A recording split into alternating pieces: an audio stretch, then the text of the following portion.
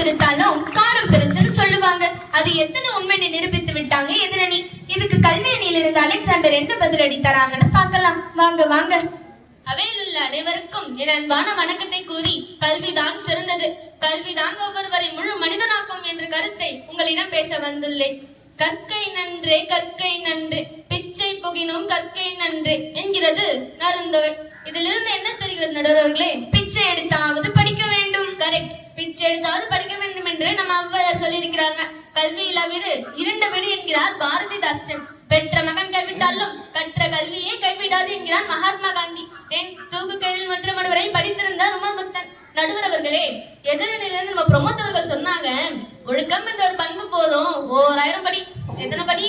1000 படி வைத்திடலாம். எங்க அணில இருந்து தருணிகா சொன்னாங்க, education is the most powerful weapon, you can change the world.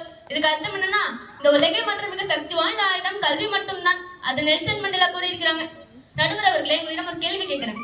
1000 படி பெருசா இல்ல உலகம் பெருசா? இந்த உலகம் தான் பெருசு. அப்ப கல்விதான் பெருசு. திருவள்ளுவர் அழகா சொல்லி இருக்கிறாரு, கேடில் விழுச்செல்வம் கல்வி ஒருவருக்கு மாடல்ல மற்றவை. இதுக்கு அர்த்தம் என்ன நடுவர்களே? இந்த உலகத்திலேயே சிறந்த செல்வம் கல்வி செல்வம் மட்டும்தான். மற்ற எந்த செல்வமும் செல்வம் அல்ல, அது நிலையற்றவை ஆகும். கரெக்ட், அழியாத செல்வம் கல்வி மட்டும்தான். ஏன் படிக்கிற இடம் கூட படுகிறதற்கு அருகாமல் வேண்டும் என்று கேட்டார் நம்ம அம்பேத்கர். நடுவர் அவர்களே, எதிரிலிருந்து சொன்னாங்க, கல்வி 3 எழுத்து, ஒழுக்கம் 5 எழுத்து. நான் ஒத்துக்கிறேன்.